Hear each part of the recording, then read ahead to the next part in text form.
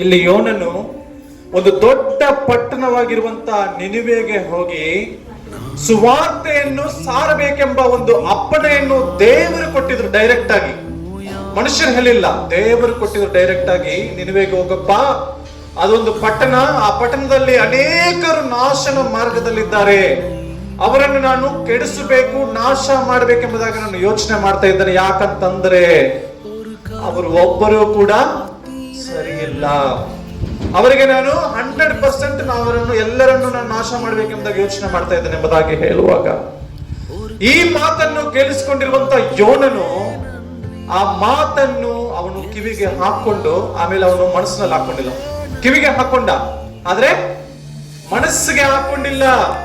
ಆ ಒಂದು ಮಾರ್ಗವನ್ನು, ಆ ಒಂದು ದಾರಿಯನ್ನು ಅವನು ಹಿಂಬಾಲಿಸಲಿಕ್ಕೆ ಮುಂದೆ ಹಿಂದೆ ನೋಡಿ ಅವನಾಗಿ ಅವನು ಸ್ವಂತ ಮಾರ್ಗವನ್ನು ತೆಗೆದುಕೊಳ್ತಾನೆ.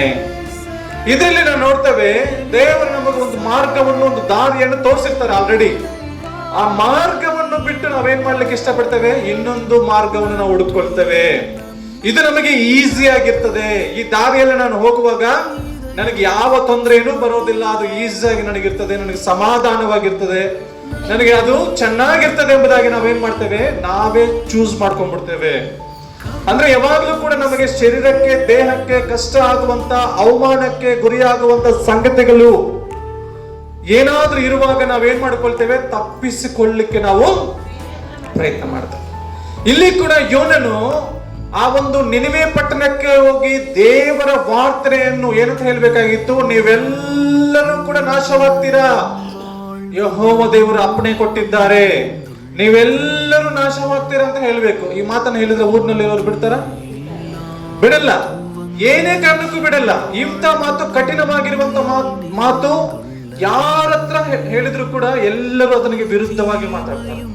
ಅಥವಾ ನೀನು ಎಂತ ಪ್ರವಾದಿ, ನೀನು ನಮ್ಮೂರಿಗೆ ಬಂದು ಇಂತ ಮಾತಾಡ್ತಾ ಇದ್ದೆ ಅಂತಂದ್ರೆ ನಿನಗೆ ಎಷ್ಟು ಒಂದು ಧೈರ್ಯ ಇರಬೇಕು ಅಂತ ಕೇಳ್ತಾರೆ.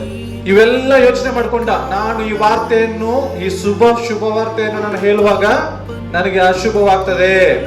ಮತ್ತು ಒಂದು ವೇಳೆ ಅವರ ಮನಸ್ಸನ್ನು ತಿದ್ದಿಕೊಂಡು, ಒಂದು ವೇಳೆ ಅವರ ಮನ ಮರುಗಿ ಅವರ ತಪ್ಪುಗಳನ್ನು ಅವರು ಅರಿತುಕೊಂಡು, ಒಂದು ವೇಳೆ ದೇವರ ಮುಂದೆ ಅವರನ್ನು ತಗ್ಗಿಸಿಕೊಂಡು ದೇವರ ಹತ್ರ ಬೇಡಿಕೊಳ್ಳುವಾಗ, ನನ್ನ ಸ್ವಾಮಿ ಕರುಣಾಮಯನು, ದಯಾಮಯನು, ಆತನು ದೀರ್ಘ ಶಾಂತನು ಆಗಿರುವುದರಿಂದ ಒಂದು ವೇಳೆ ಇವರ ಮೇಲೆ ಕನಿಕರವನ್ನು ತೋರಿಸಿ ಆ ಮಾತು ನೆರವೇರಲಿಲ್ಲ ಅಂತಂದ್ರೆ ಅವರ ಮುಂದೆ ನಾನು ಏನಾಗ್ತೇನೆ, ಅವಮಾನಕ್ಕೆ ಗುರಿ ಆಗ್ತೇನೆ. ನಾನು ಅವರೆಲ್ಲರ ಮುಂದೆ ನನ್ನ ಮಾತು ಏನಾಗ್ತದೆ, ವ್ಯರ್ಥ ಆಗ್ತದೆ ಅಂತ ಇವನು ತೀರ್ಮಾನ ತೆಗೆದುಕೊಂಡು ನಿನಿವೆಗೆ ಇವನು ಹೋಗ್ಲಿಲ್ಲ.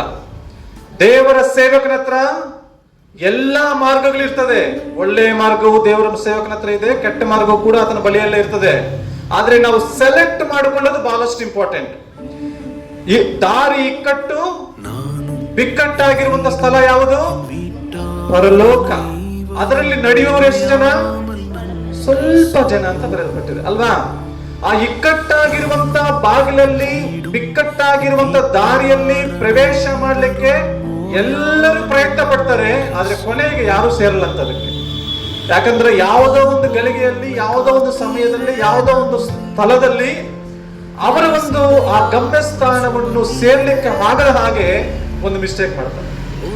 ಆಗ ಆ ಮಿಸ್ಟೇಕ್ ನಿಂದ ಇವರು ಹಿಂಜಾರಿ ಬೀಳ್ತಾರೆ, ಮುಂದಕ್ಕೆ ಬರಲ್ಲ. ದೇವರ ಪ್ರಾರ್ಥನೆಯನ್ನು ಬಿಟ್ಬಿಡ್ತಾರೆ, ವಾಕ್ಯ ಓದೋದನ್ನು ಬಿಡ್ತಾರೆ, ದೇವರ ಬಳಿಯನ್ನು, ದೇವರ ಸಂಪರ್ಕ